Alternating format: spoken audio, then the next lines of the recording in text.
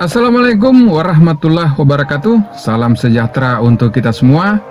Semoga hari ini kita selalu dalam lindungan Tuhan Yang Maha Esa dan selalu lancar jaya rezekinya dan dipermudah segala urusannya.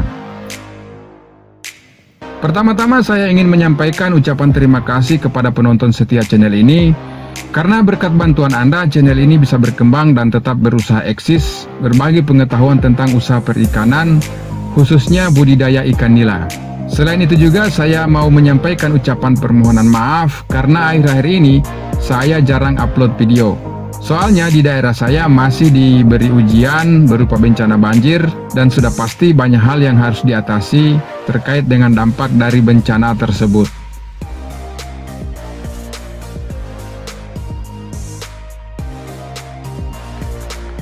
Baiklah, langsung saja video kali ini akan membahas tentang bagaimana budidaya ikan nila di kolam tanah agar ikannya cepat besar dan tentu saja mendapatkan margin keuntungan.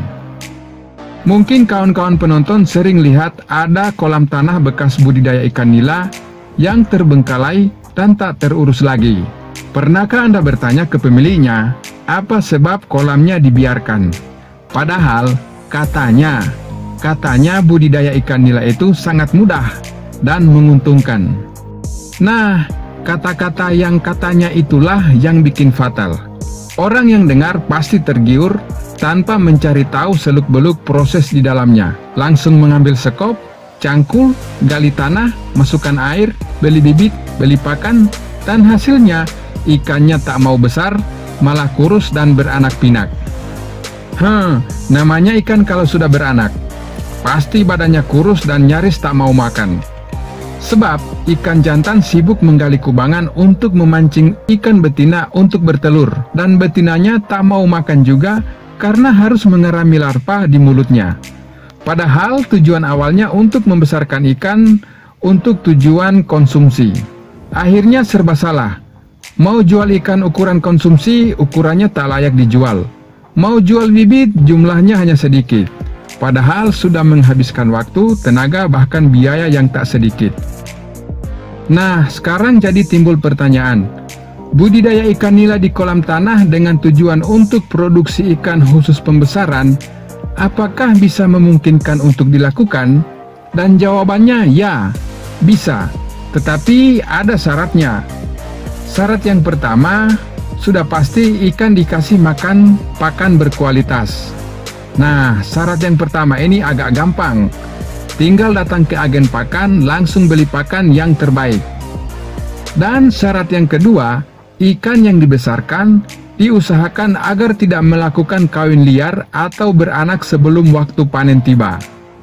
Nah, ini dia yang repot. Melarang hewan untuk tidak beranak, itu kan repot urusannya. Lantas bagaimana caranya ikan nila dipelihara di kolam tanah bisa besar dan tidak melakukan proses perkawinan sebelum masa panen tiba? Nah, untuk itu mari kita bahas prosesnya seperti apa. Dan silakan bagi penonton yang senang ngopi, siapkan secangkir kopi sambil nonton pembahasan video ini. Andai videonya sudah habis dan kopinya masih ada, silakan diulang lagi nonton videonya agar lebih bisa memahami apa yang saya sampaikan. Sebelum kita masuk lebih dalam lagi ke pembahasannya, video ini berdasarkan pengalaman saat diberi kesempatan belajar oleh perusahaan PT Karun Pokpan Indonesia di unit pembibitan mereka di daerah Provinsi Sulawesi Utara yang berada di Kecamatan Tatelu, Kabupaten Minahasa Utara, tepatnya pada tahun 2014. Dan saat itu belum sempat terfikirkan untuk mengambil gambar dalam bentuk video. Karena belum terbayangkan kalau ilmunya itu bisa di-share di YouTube.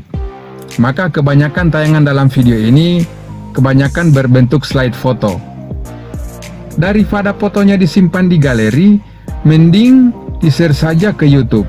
Setidaknya bermanfaat bagi penonton semua.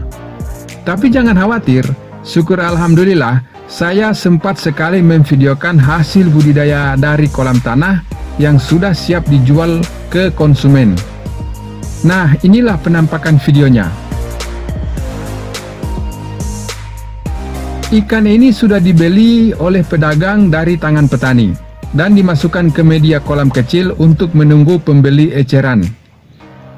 Nah, kolam untuk menampung ikan yang siap diecer ke konsumen ini di daerah ini disebut dengan depot ikan. Sudah pasti ada juga pedagang skala besar yang mengambil langsung untuk dijual ke pasar lokal, dan kabarnya mereka juga sering mengirim hasil ikannya sampai keluar provinsi, tepatnya ke Pulau Ternate. Nah, setelah melihat dari ukuran ikan hasil budidaya di kolam tanah tadi, ternyata semuanya itu berawal dari sini. Ya, dari hatchery atau pembibitan ikan milik PT Karon Pokpan atau CP Prima Indonesia. Sebagaimana kita ketahui bahwa Karon Pokpan atau lebih dikenal dengan PT CP Prima Indonesia adalah perusahaan yang memproduksi pakan ikan berkualitas. Tetapi jarang yang tahu kalau perusahaan ini juga memiliki unit pembibitan yang memproduksi bibit berkualitas. Lantas bagaimana ceritanya bibit ikan ini bakal menjadi ikan yang bisa dibesarkan di kolam tanah? Yuk, nikmati dulu kopinya Om, biar fokus dengar penjelasannya. Nah, jadi keberhasilan petani ikan di daerah Sulawesi Utara ini berawal dari bibit unggul. Namanya juga bibit unggul, sudah pasti induknya pun wajib berkualitas. Induk-induk unggul inilah yang akan menghasilkan larva dan akan melalui proses rekayasa yang dilakukan saat larva masih berumur di bawah 5 hari.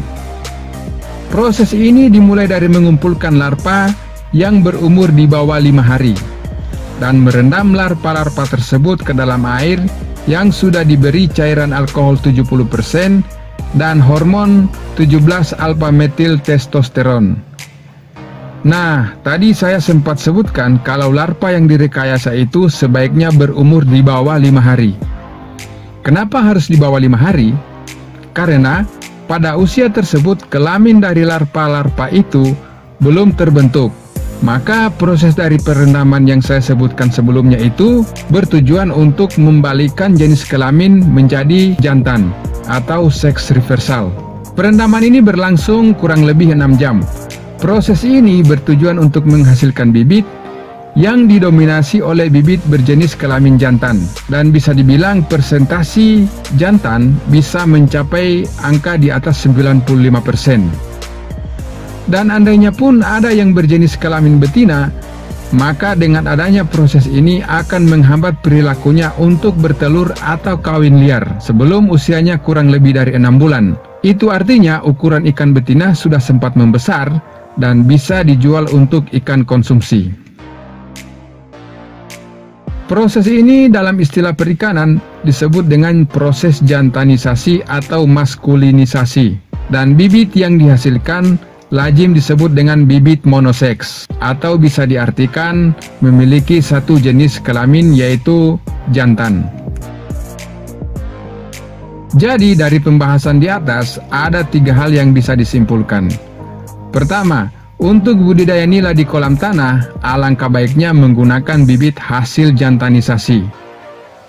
Sebagaimana kita ketahui, ikan berjenis kelamin jantan akan lebih cepat pertumbuhannya dibanding dengan betina.